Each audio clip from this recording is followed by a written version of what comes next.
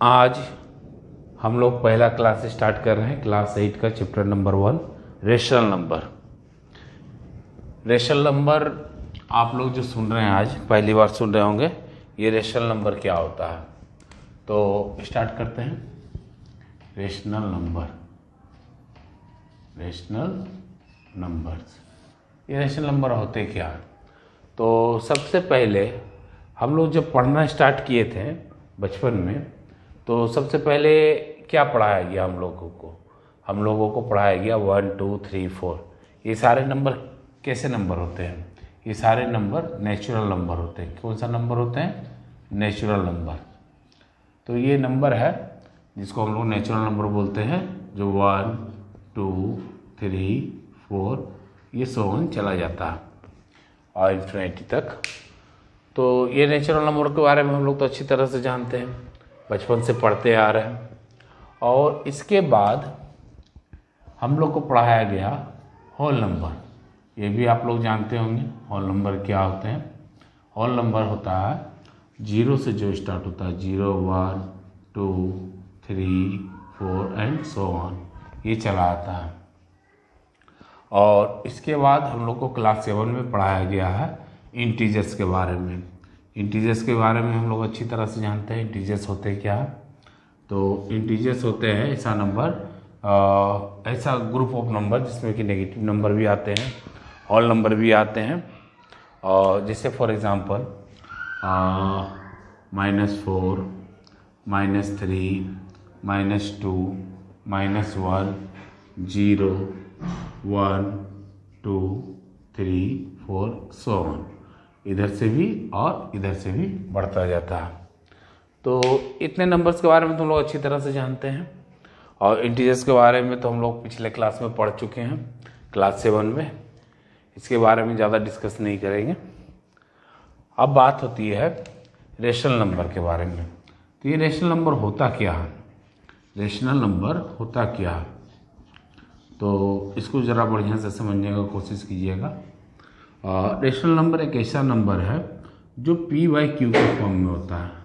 p/q के form में होता है, जहाँ q क्या नहीं होता है, q इक्वल नहीं होता है 0 के। ये हमेशा याद रखिएगा। Rational number is the form of p/q where q is not equal to 0। For example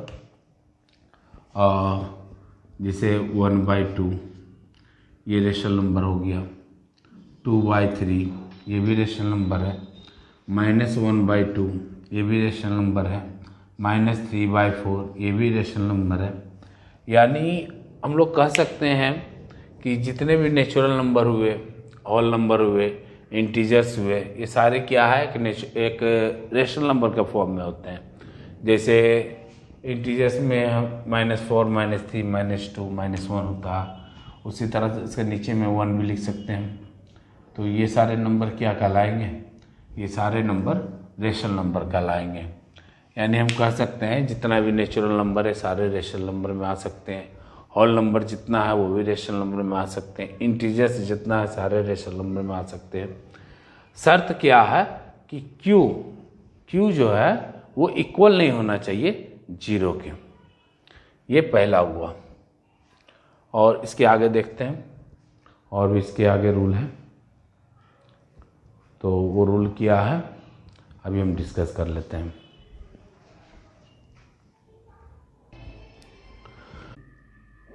फिर इसको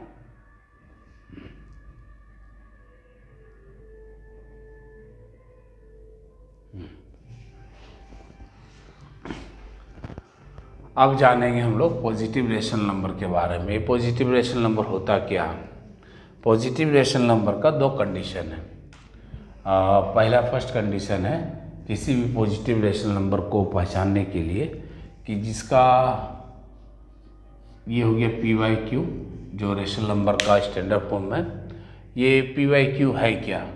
तो p हो गया न्यूमरेटर और q हो गया डिनोमिनेटर, ठीक है। और जहाँ पर p और q दोनों पॉजिटिव है, p और q दोनों पॉजिटिव है, तो ये कैसा रेशनल नंबर कहलाएगा? Positive rational number. For example जैसे 1/2 1/5, 2/9, 2/7, 3/5, ये सारे रेशनल नंबर कैसे रेशनल नंबर है? पॉजिटिव रेशनल नंबर, जहाँ न्यूमरेटर और डिनोमिनेटर दोनों पॉजिटिव हो। सेकेंड कंडीशन है कि जहाँ p/q, p और q दोनों नेगेटिव हो, जिसमें कि न्यूमरेटर भी नेगेटिव होना चाहिए और डिनोमिनेटर भी क्या होना चाहिए? नेगेटिव होना चाहिए। तो फॉर एग्जांपल 2/3, जो कि दोनों न्यूमरेटर डिनोमिनेटर क्या है? नेगेटिव में है। ये कैसा रेशनल नंबर है? तो पॉजिटिव रेशनल नंबर कहलाएगा। जैसे -4/-6, -7/-8, -9/-6, ये सब कैसा रेशनल नंबर है? तो पॉजिटिव रेशनल नंबर है। कैसे? तो हम लोग जानते हैं पहली बार कि माइनस और माइनस क्या हो जाएगा? कैंसिल हो जाएगा, और क्या बचेगा मेरे पास? 2/3, जो कि पॉजिटिव नंबर रहेगा, और इसलिए हम लोग इसको पॉजिटिव रेशनल नंबर के कैटेगरी में डालते हैं। तो दो कंडीशन है पॉजिटिव रेशनल नंबर को पहचानने के लिए। पहला कंडीशन है जहाँ न्यूमरेटर और डिनोमिनेटर कैसा होना चाहिए? पॉजिटिव होना चाहिए।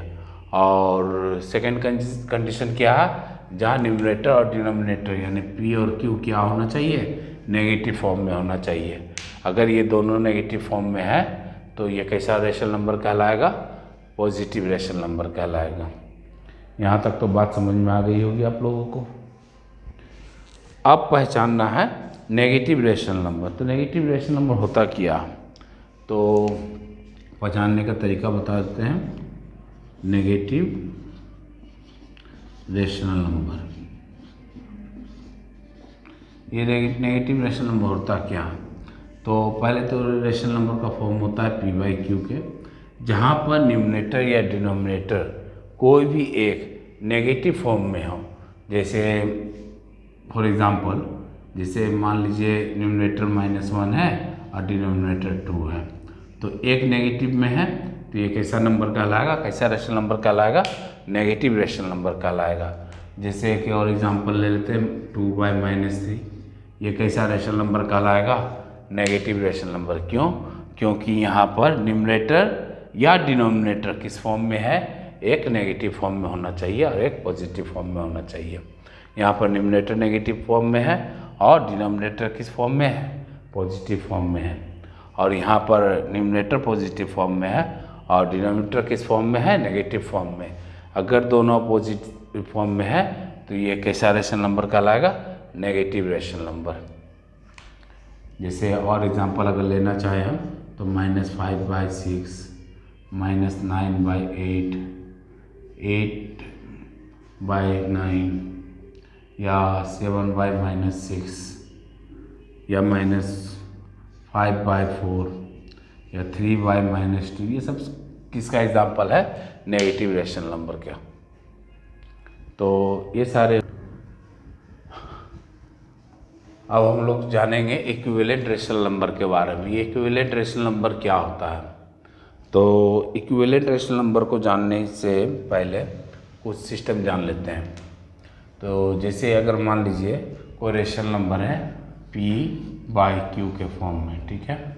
अगर हम इसको कोई ऐसा नंबर है जो नॉन जीरो नंबर है, मान लीजिए वो नंबर m है, तो अगर हम ऊपर भी m से मल्टीप्लाई कर दें और नीचे भी m से मल्टीप्लाई कर दें, जो नंबर हम लोग को मिलेगा वो नंबर क्या कहलाएगा?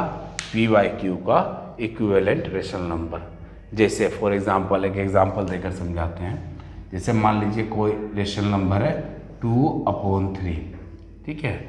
कोई ऐसा नंबर नॉन जीरो नंबर जो जीरो नहीं होना चाहिए, अगर हम ऊपर भी मल्टीप्लाई करा देते हैं 2 से और नीचे भी मल्टीप्लाई करा देते हैं 2 से, तो जो नंबर हम लोग को मिलता है 2 2 जा 4 और 3 2 जा 6, ये जो नंबर आया ये कैसा नंबर है?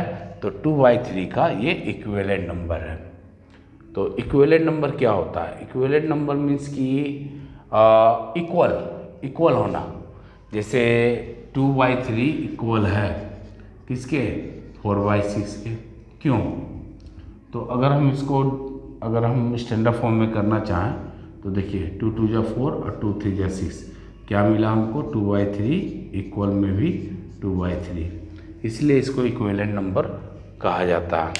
जैसे कोई भी नंबर अगर लेते हैं, कोई भी रेशनल नंबर लेते हैं, चाहे वो नेगेटिव रेशनल नंबर हो चाहे पॉजिटिव रेशनल नंबर हो, अगर उसको सेम नंबर से मल्टीप्लाई करा दिया जाए डिनोमिनेटर और न्यूमरेटर को, तो वो जो भी नंबर होता है, जो भी नंबर हम लोग को मिलता है, वो नंबर कैसा नंबर कहलाता है? इक्विवेलेंट रेशनल नंबर कहलाएगा। जैसे कि और एग्जांपल ले लेते हैं, जैसे -6/2 है, अगर इसको न्यूमरेटर को भी अगर 3 से मल्टीप्लाई कर दे या डिनोमिनेटर को भी 3 से मल्टीप्लाई कर दे, तो जो नंबर हम लोग को मिलेगा वो नंबर क्या कहलाएगा? इक्विवेलेंट रेशनल नंबर कहलाएगा। किसका? -6/2 का इक्विवेलेंट नंबर -18/6 होगा। ये तो समझ में आ गया, बहुत इजी है, हार्ड नहीं है और ना ही कोई टिपिकल है। और ऐसा ही एक सिचुएशन और हो सकता है, जैसे मान लीजिए कोई नंबर अगर हम ले लेते हैं, जैसे 32 ले लिए और नीचे ले लिए हम 40, ठीक है, और ऊपर भी उसी नंबर से डिवाइड कर दिया जाए, 8 से डिवाइड कर दिए और इसको भी नीचे भी 8 से अगर डिवाइड कर दिया जाए, जो नंबर हम लोगों को मिलेगा वो नंबर क्या कहलाएगा? Equivalent number. जिसे अगर इसको डिवाइड करा देते हैं तो इधर 4 आएगा और नीचे 5 आएगा। ये इक्विवेलेंट रेशनल नंबर है, किसका? 32/40 का। यानी कोई भी रेशनल नंबर को अगर न्यूमरेटर को और डिनोमिनेटर को सेम नंबर से मल्टीप्लाई कर दिया जाए या सेम नंबर से डिवाइड कर दिया जाए, जो भी नंबर आएगा वो कैसा नंबर कहलाएगा? इक्विवेलेंट रेशनल नंबर कहलाएगा। ये तो क्लियर हो गया होगा आप लोगों को। चलिए इसका एक और एग्जांपल दे देते हैं। जैसे मान लीजिए कोई नंबर है 36 और एक नंबर है 72 और ऊपर नीचे दोनों न्यूमरेटर और डिनोमिनेटर को मान लीजिए 9 से डिवाइड करवा दे रहे हैं, तो इसमें जो नंबर प्राप्त होगा हम लोग को, जो नंबर हम लोग को मिलेगा वो कैसा नंबर रहेगा? इक्विवेलेंट नंबर कहलाएगा। किसका? 36/72 का इक्विवेलेंट नंबर क्या है? 4/8। ये क्लियर हो गया होगा आप लोगों को। अब जानेंगे कि रेशनल नंबर का स्टैंडर्ड फॉर्म होता क्या है। स्टैंडर्ड फॉर्म, किसी भी रेशनल नंबर को एक स्टैंडर्ड फॉर्म में लिखने का सिस्टम क्या, वो जानेंगे।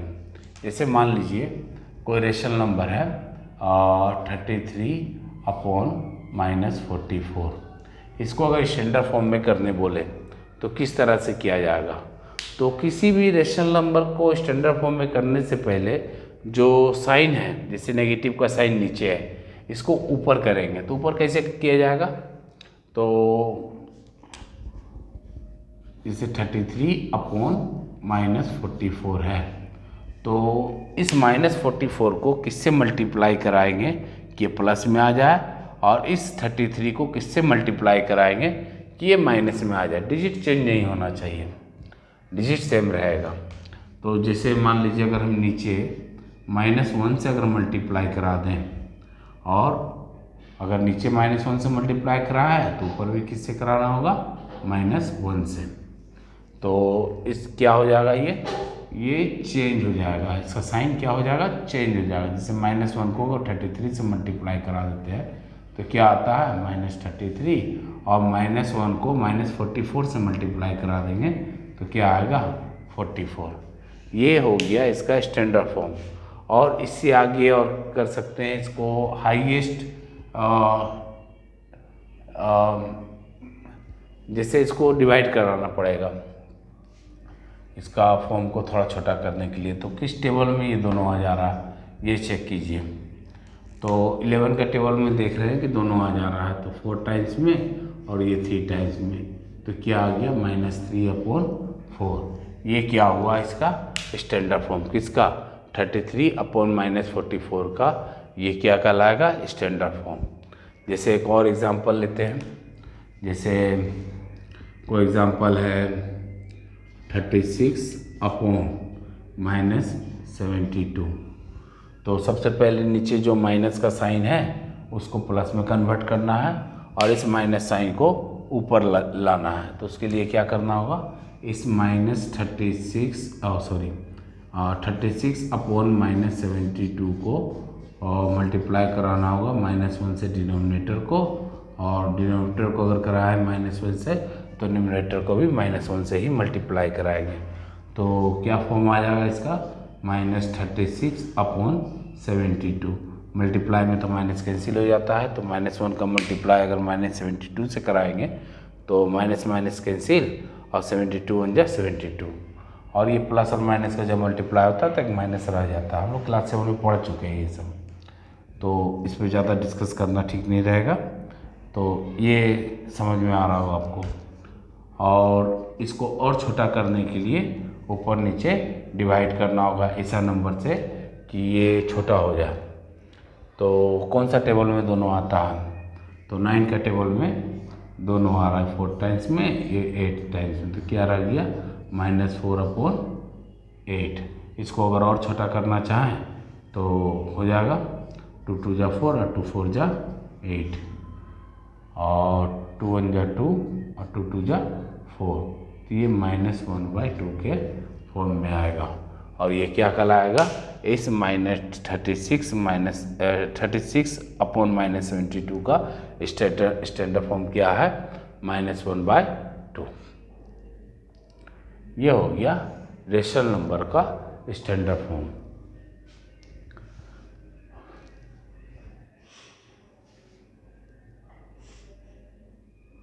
करना पड़ेगा अभी हमको।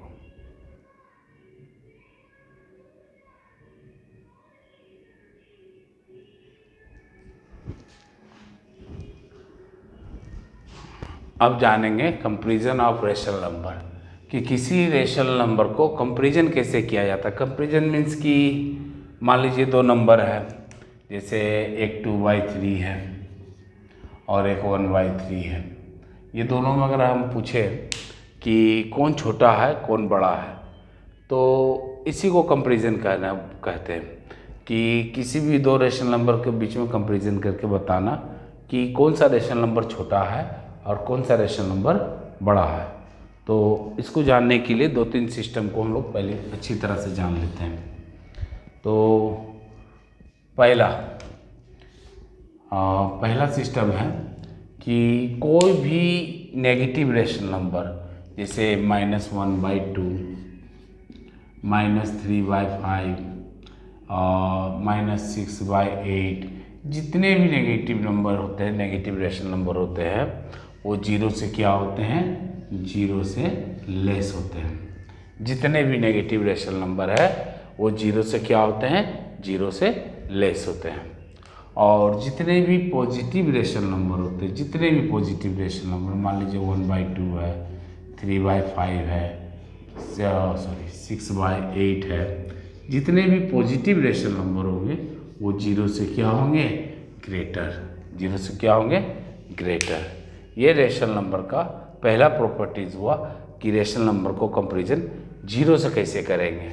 अगर 0 से अगर कंपैरिजन करने दिया हुआ है तो पहले देखेंगे कि क्या वो रेशनल नंबर नेगेटिव में है। अगर नेगेटिव में है तो 0 से क्या होगा, लेस। अगर वो रेशनल नंबर पॉजिटिव में है तो 0 से क्या होगा, ग्रेटर। बहुत इजी है। और एक रेशनल नंबर, जैसे कि अगर कंपैरिजन करना रहे, मान लीजिए दोनों नेगेटिव में है और कंपैरिजन करना रहे, तो क्या करेंगे, जैसे मान लीजिए -1/2 है और एक रेशनल नंबर है -3/2। ये दोनों को कंपैरिजन करने बोल रहा है कि बताइए कौन बड़ा है और कौन छोटा है। तो पहले तो डिनोमिनेटर को देखेंगे दोनों सेम है या नहीं। तो यहाँ देख रहे हैं डिनोमिनेटर दोनों सेम है। अगर डिनोमिनेटर दोनों सेम है तो ऊपर से कंपैरिजन करेंगे कि न्यूमरेटर में कौन बड़ा है। तो आप बताइए कि -1 बड़ा है या -3 बड़ा है, तो -1 बड़ा है, तो ये दोनों में से कौन बड़ा हो जाएगा, -1/2। इसी तरह से अगर 2 पॉजिटिव रेशनल नंबर है, जैसे मान लीजिए 3/2 है, एक 4/2 है, अगर दोनों को कंपैरिजन करने बोल रहा है कि कौन ग्रेटर है कौन लेस है, तो पहले गौर करेंगे कि इसका डिनोमिनेटर सेम है या नहीं। हाँ, इसमें भी डिनोमिनेटर क्या है, सेम है। तो डिनोमिनेटर सेम है, कोई बात नहीं। और न्यूमरेटर से हम कंपेरिजन कर लेंगे। तो न्यूमरेटर में देखेंगे कौन बड़ा है, तो 3 बड़ा है या 4 बड़ा है, 4 बड़ा है, तो यहाँ पर ये 4/2 क्या होगा, ग्रेटर होगा, किससे, 3/2 से। ये दो सिस्टम है। पहला सिस्टम क्या है, अगर कोई भी नेगेटिव नंबर या पॉजिटिव रेशनल नंबर को कंपेरिजन करने दे 0 से, अगर नेगेटिव रेशनल नंबर है तो 0 से कैसा होगा, लेस, अगर पॉजिटिव रेशनल नंबर है तो 0 से कैसा होगा, ग्रेटर। और अगर दोनों रेशनल नंबर ऐसा दिया हुआ है जिसका डिनोमिनेटर क्या हो, सेम हो, तो ऊपर से कंपेरिजन कर लेंगे न्यूमरेटर को देखकर कि कौन छोटा है और कौन बड़ा है। जैसे यहाँ पर डिनोमिनेटर क्या है, 2, दोनों में 2 है, तो दोनों सेम डिनोमिनेटर अगर है तो न्यूमरेटर को देख के पता किया जा सकता है कि कौन ग्रेटर है कौन लेस है। तो इसमें अगर हम पूछा जाए इसमें कि -1 बड़ा है या -3 बड़ा है, तो -1 बड़ा है, तो -1/2 कैसा रेशनल नंबर है, -3/2 से बड़ा है। और इसमें अगर देखा जाए कि ये दोनों डिनोमिनेटर सेम है, हाँ सेम है, तो ऊपर से कंपेरिजन किया जा सकता है कि 4 बड़ा है या 3 बड़ा है, तो 4 बड़ा है, तो ये कैसा नंबर रहेगा, ये ग्रेटर रहेगा, किससे, 3/2 से।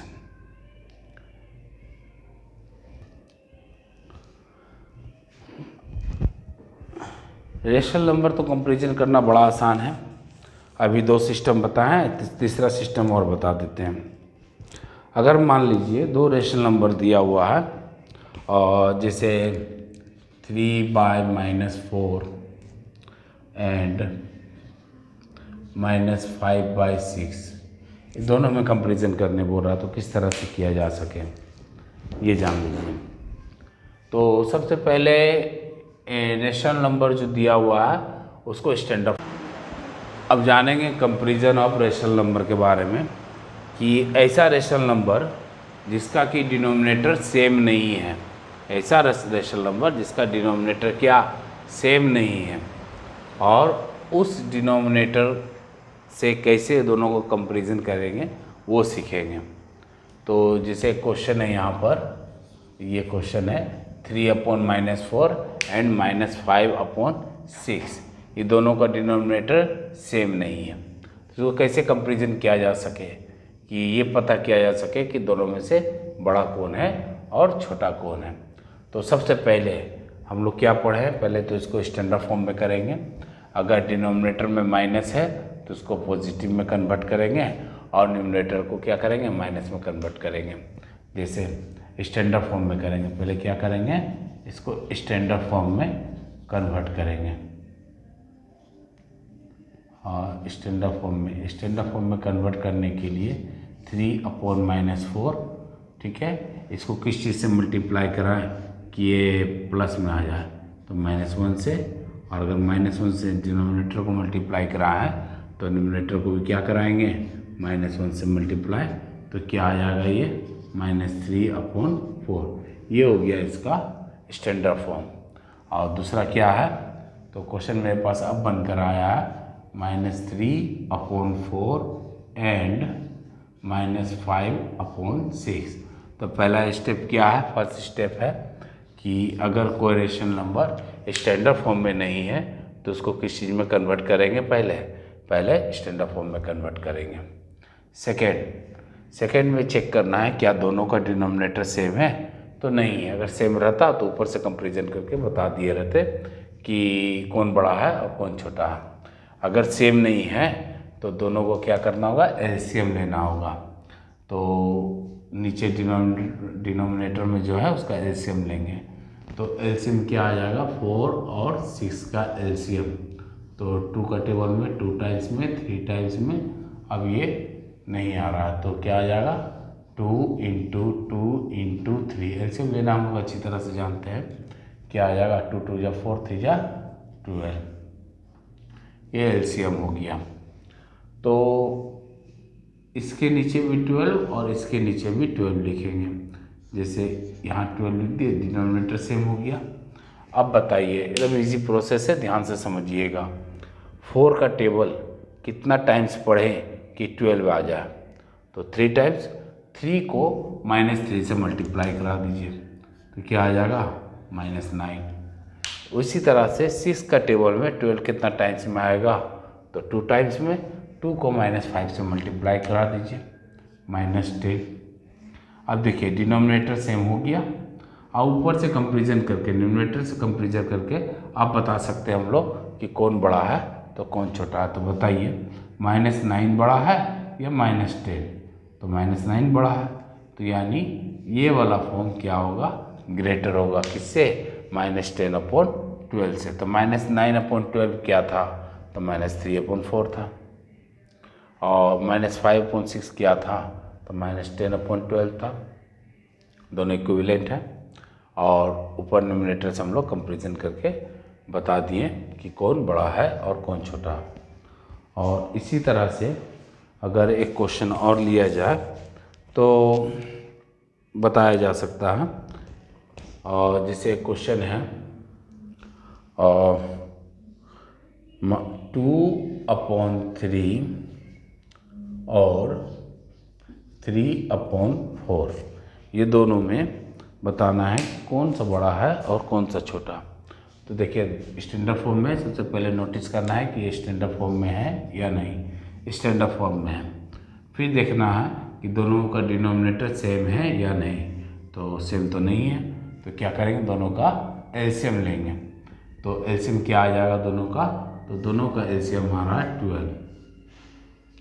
अब निकालेंगे कि 3 का टेबल में 12 कितना टाइम्स में आएगा, 4 टाइम्स में, तो 4 को 2 से मल्टीप्लाई करा दो तो 8, और 4 का टेबल में 12 कितना टाइम में आ रहा है, तो 3 टाइम में, तो 3 को 3 से मल्टीप्लाई कर दो 9।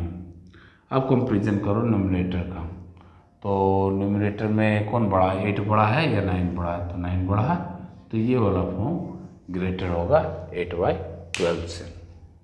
बहुत ईजी है।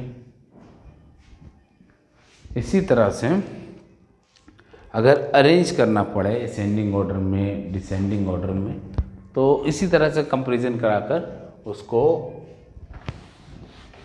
अरेंज किया जा सकता है असेंडिंग ऑर्डर और डिसेंडिंग ऑर्डर में। तो बताते हैं वो कैसे होगा। तो कंपैरिजन का ही सारा कुछ रहेगा, कंपैरिजन कराना पड़ेगा। तो असेंडिंग ऑर्डर और डिसेंडिंग ऑर्डर का मतलब आप लोग जानते हैं। तो असेंडिंग ऑर्डर होता है जो छोटा से बड़ा होता है, जैसे कि 1 है, 2 है, 3 है, 4, 5। जानेंगे कि असेंडिंग ऑर्डर और डिसेंडिंग ऑर्डर में कैसे कन्वर्ट किया जाता है किसी चीज़ को। तो असेंडिंग ऑर्डर का मतलब क्या होता है, जो छोटा से बड़ा की ओर जाए, 1, 2, 3, 4, 5, ये सब क्या है, असेंडिंग ऑर्डर है। पहले सबसे छोटा, उसके बाद उससे बड़ा, उसके बाद उससे बड़ा, उसके बाद उससे बड़ा, ये क्या है, असेंडिंग ऑर्डर। जस्ट इसका अगर उल्टा ले लिया जाए तो क्या कहलाएगा, डिसेंडिंग ऑर्डर। जैसे 5, 4, 3, 2, 1, इस तरह से ये डिसेंडिंग ऑर्डर हो गया और ये असेंडिंग ऑर्डर। तो बहुत ईजी है समझना। असेंडिंग ऑर्डर का मतलब जो छोटा से बड़ा की ओर जाए, डिसेंडिंग ऑर्डर का मतलब जो बड़ा से छोटा की ओर जाए। तो अगर इसी चीज़ को रेशनल नंबर में करना पड़े तो कैसे करेंगे। जैसे क्वेश्चन है arrange the numbers in ascending order, तो -3/5 और 7/-10 एंड -5/8, तीनों को असेंडिंग ऑर्डर में करने बोल रहा है। तो कैसे करेंगे, तो सबसे पहले तीनों को देखेंगे, तीनों को समझेंगे कि तीनों क्या स्टैंडर्ड फॉर्म में है या नहीं। तो पहला टर्म तो इसका स्टैंडर्ड फॉर्म में है, सेकेंड टर्म स्टैंडर्ड फॉर्म में नहीं है, थर्ड टर्म स्टैंडर्ड फॉर्म में है। तो जो स्टैंडर्ड फॉर्म में नहीं है उसको पहले स्टैंडर्ड फॉर्म में लाएंगे। तो फर्स्ट स्टेप है इसका स्टैंडर्ड फॉर्म में लाना। तो स्टैंडर्ड फॉर्म में कैसे लाएंगे, कौन सा स्टैंडर्ड फॉर्म में नहीं है, तो ये वाला टर्म स्टैंडर्ड फॉर्म में नहीं है। तो 7/-10 स्टैंडर्ड फॉर्म में लाने का बहुत ईजी तरीका है, इस माइनस को ऊपर करना है। किस तरह से करेंगे, अगर हम -10 को -1 से मल्टीप्लाई कर दें तो ये +10 हो जाएगा। अगर नीचे डिनोमिनेटर को अगर -1 से मल्टीप्लाई करा है तो न्यूमरेटर को भी किससे मल्टीप्लाई कराएंगे, -1 से मल्टीप्लाई करा दो, क्या आ गया, तो -7/10। ये हो गया इसका स्टैंडर्ड फॉर्म। तीनों को साथ में लिखो, -3/5 और 7/10 -10 और -5/8। ये तीनों को असेंडिंग ऑर्डर में करना है। किस तरह से करेंगे, तो सबसे पहले देखना है कि क्या न्यूमरेटर तीनों का सेम है, तो सेम तो नहीं है, तो इसको किस तरह से किया जाएगा सेम। तो सबसे पहले तीनों को क्या करेंगे, एलसीएम ले लेंगे। तो इस तीनों का एलसीएम, डिनोमिनेटर में जो 3 है उसका एलसीएम क्या आएगा, तो लेते हैं 5, 10 और 8। तो 5 का टेबल में 1 टाइम्स में, 2 टाइम्स में, और ये 8 का 8। फिर 2 का टेबल में 2 1 टाइम्स में और 4 टाइम्स में। बाकी का मल्टीप्लाई करा दीजिए, 5 × 2 × 4, 5 2 या 10 और 10 4 जा 40। तो ये आ गया इसका एलसीएम। तो तीनों के नीचे 40 लिख लेते हैं। तो ये आ गया डिनोमिनेटर में 14, ये 40 और ये भी 40। अब चेक करना है 5 का टेबल में 40 कितना टाइम्स में, तो 8 टाइम्स में। तो 8 को -3 से मल्टीप्लाई करा दीजिए, -24। 10 का टेबल में 40 कितना टाइम्स में, तो 4 टाइम्स में। 4 को -7 से मल्टीप्लाई करा दीजिए, तो -28।